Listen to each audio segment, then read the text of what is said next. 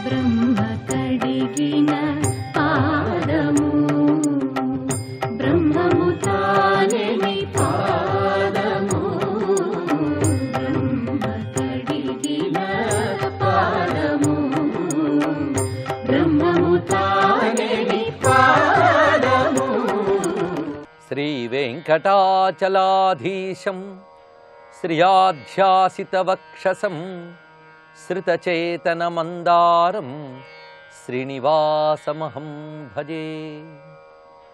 దూరీకృతసీతార్తిః ప్రకటీకృతరమవైభవస్ఫూర్తిః దారితదశముఖకీర్తిః పురతో మమ భాతు హనుమతో మూర్తిః.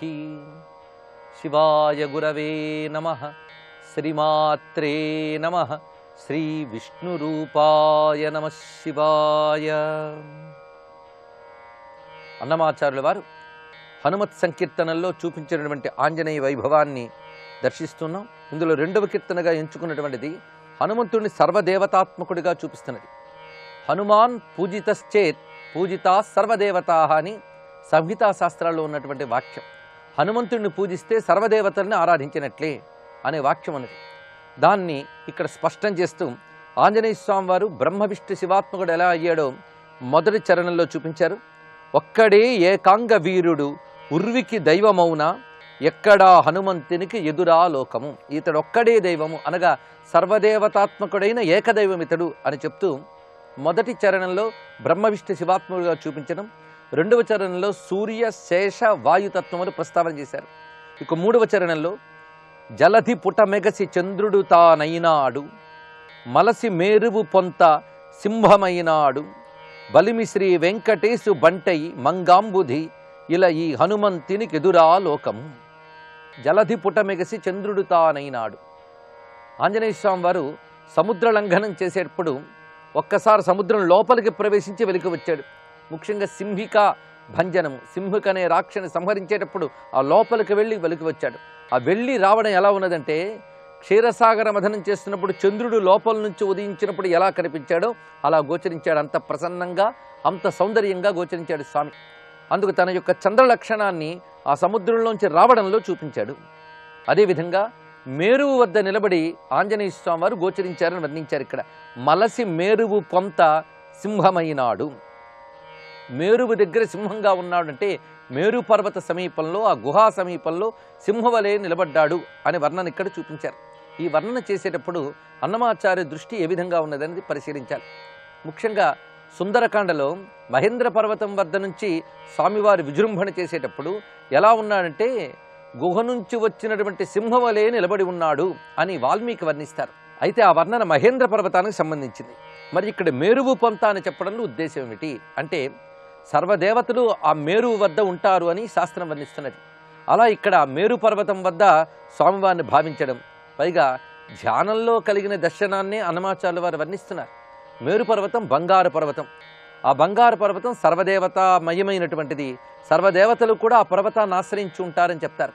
అందుకు సర్వదేవమయుడైన ఆంజనేయ స్వామి వారు కూడా ఆ మేరు వద్ద ప్రకాశిస్తున్నాడు అని అక్కడ సింహ రూపంలో దర్శనాన్ని ఇక్కడ చూపించారు. ఇక్కడ మరొక విశేషం ఏంటంటే ఆంజనేయ స్వామి వారిలో అనేక దేవతాతత్వములు దాగి ఉన్నాయి. ప్రధానంగా వందే వానర నారసింహ ఖగరాట్ క్రోడాస్వ వక్త్రాంచితం అని పంచముఖాంజనేయ స్వరూపంలో సింహతత్వాన్ని వాల్మీకి దర్శిస్తాడు. సంహితా గ్రంథములు కూడా ఒక నరసింహ స్వరూపంగా ఆంజనేయ స్వామిని ధ్యానించే పద్ధతిని చూపించింది. అటువంటి ఆ సింహరూపుడైనటువంటి హనుమత్ స్వరూపాన్ని ఇక్కడ అన్నమాచార్యుల వారు ఆవిష్కరించారు. ఈ విధంగా ఆ మంగాంబుది హనుమంతుని సర్వదేవతాత్మకుడిగా ఈ కీర్తనలో ప్రస్తావన చేస్తూ ఆంజనేయ స్వామి వారిపై భక్తిని ప్రకటించారు అన్నమాచార్యుల వారు. ఇప్పుడు మరొక కీర్తన. ఈ కీర్తన ప్రత్యేకత ఏంటంటే విష్ణువునకు హనుమంతునకు ఉన్నటువంటి పోలికను చూపిస్తున్నారు.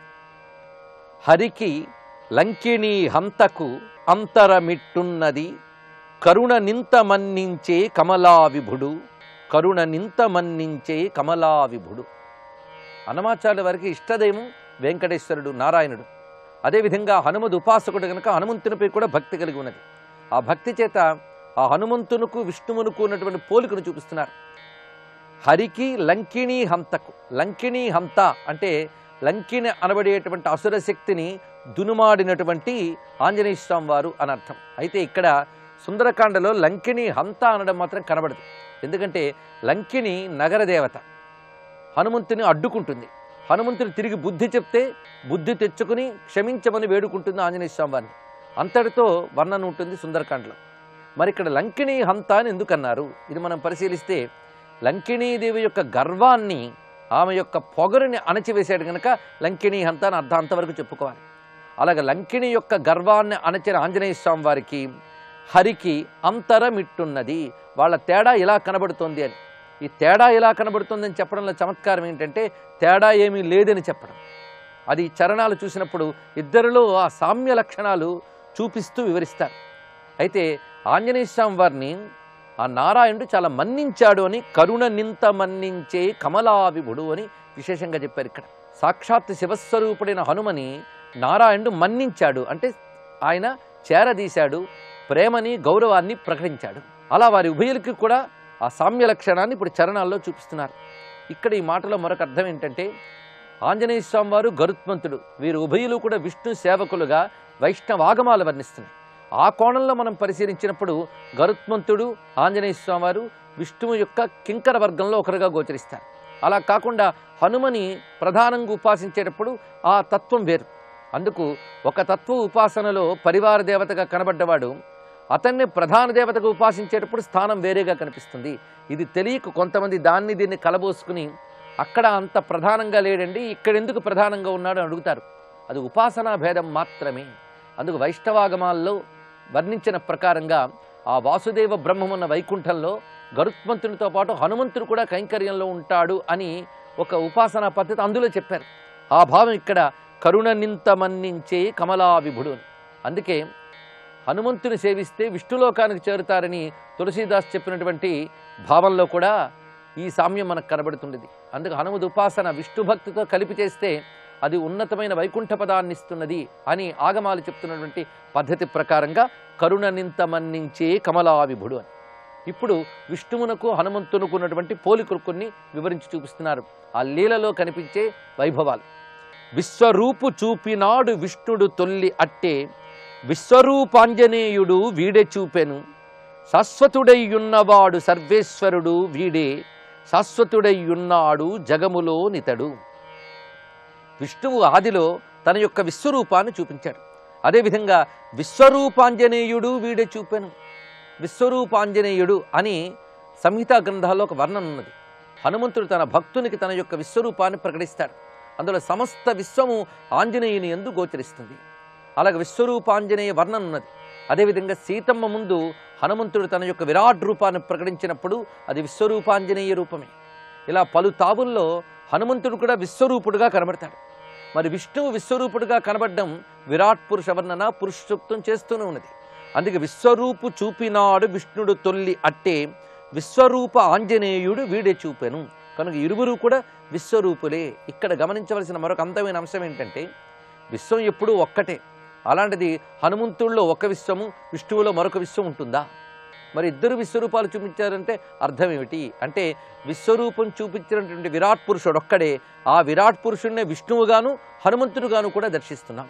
అందుకు విష్ణు ఉపాసన హనుమద్ ఉపాసన కూడా ఒక్కటే. అందుకు ఆగమాలు ఒక అందమైన విషయాన్ని చెప్తాయి. హనుమద్ ఉపాసన హరిహరులు ఉభయుల్ని ఉపాసించినటువంటి ఫలితాన్ని ఇస్తుంది. ఎందుకంటే హరితత్వము హరతత్వము రెండు ఆంజనేయ స్వామి యొక్క తత్వములు సమన్వయింపబడుతున్నాయి. అందుకే ఆంజనేయోపాసన హరిహరోపాసన ఇది తదుపాసన చేసిన వారికి మాత్రమే తెలిసేటటువంటి ఒకానొక రహస్య విషయం. శాశ్వతుడయ్యున్నవాడు సర్వేశ్వరుడు వీడే, శాశ్వతుడయ్యున్నాడు జగములోనితడు. ఇక్కడ విష్ణువు శాశ్వతుడు, సనాతనుడు. వైకుంఠమునందు సనాతనముగా ఉన్నాడు, పరమాత్మగా కూడా సనాతనుడు. అదేవిధంగా హనుమంతుడు కూడా శాశ్వతుడే. ఈ విషయాన్ని ప్రస్తావన చేస్తూ హనుమంతుడు సర్వయుగాల్లో ఉన్నటువంటి వాడు, కేవలం త్రేతాయుగంలో వచ్చినవాడు మాత్రమే కాదు. ఆ పూర్వయుగాల్లో కూడా మంత్రాధిదేవతగా ఉన్నాడు. ఆయన లోకాలను అనుగ్రహించడం కోసం అంజనాగర్భ సంభూతుడై వచ్చాడే కానీ అంతకు మునుపు కూడా ఉపాస్యముగా ఉన్నటువంటి మంత్రాధిదేవతే. ఆడ తర్వాత మంత్రాధిదేవతగా ఎప్పుడు ఉంటాడు. చిత్రం ఏంటంటే ఆంజనేయ స్వామి వారు రామచంద్రమూర్తి వైకుంఠానికి వెళ్ళిన తర్వాత కూడా రామాజ్ఞతో నేటికి ఉన్నారు. ఆ రూపంతో ఏ రూపంతో అంజనాదేవికి అవతరించారో ఆ రూపంతో నేటికి ఉన్నారు. మొత్తం 12 క్షేత్రాల్లో ఆంజనేయ స్వామి వారు స్థిరంగా ఉంటారు అని సంహితా గ్రంథములు చెప్తున్నాయి. అందులో గంధమాదనము, నైమిసారణ్యము ఇత్యాది క్షేత్రములు కొన్ని చెప్పబడుతున్నాయి. అలా ఆంజనేయ స్వామి వారు నేటికి కొన్ని క్షేత్రములందు స్థిరముగా అందరి చేత ఉపాసింపబడుతున్నారు.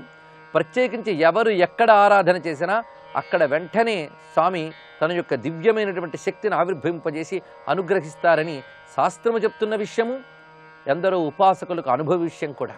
అందుకు ఆంజనేయ స్వామి వారు శాశ్వతమైన వాడు. కేవలం ఆనాడు ఏనాడో ఆ త్రేతాయుగంలో వచ్చినవాడు మాత్రమే కాదు, అందుకు శాశ్వతుడై ఉన్నాడు జగములోనితడు. ఒక మంత్రాధిదేవతగా శాశ్వతమైన వాడు, అవతరించిన తర్వాత కూడా నేటికి చిరంజీవిగా ఉన్నాడు గనుక శాశ్వతుడై ఉన్నాడు. తర్వాత 2వ చరణంలో కూడా ఆ విష్ణు ఆంజనేయ తత్వముని సమన్వయం చూపిస్తున్నారు. ప్రాణవాయు సంబంధి పరమాత్ముడు అట్టే ప్రాణవాయు సుతుడు పవనజుడు రాణింప రవివంశుడు రామచంద్రుడు తాను నాణెపు రవిసుతుని నమ్మిన ప్రధాని.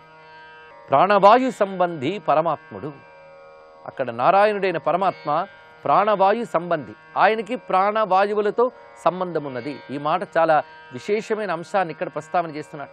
అన్నమాచార్యుల వారు యోగశాస్త్రంలో, మంత్రశాస్త్రంలో, తనదైన విశిష్టాద్వైత సిద్ధాంతంలో కూడా ఉద్దండు. ఆ కారణం చేతనే ఆ యోగ సంబంధమైన అంశాన్ని ఇక్కడ ప్రస్తావన చేస్తున్నారు. ఆ ప్రస్తావనలో ఉన్న వైభవాన్ని రేపు పరిశీలిద్దాం. సర్వం శ్రీ శ్రీనివాస చరణారవిందార్పణమస్తు.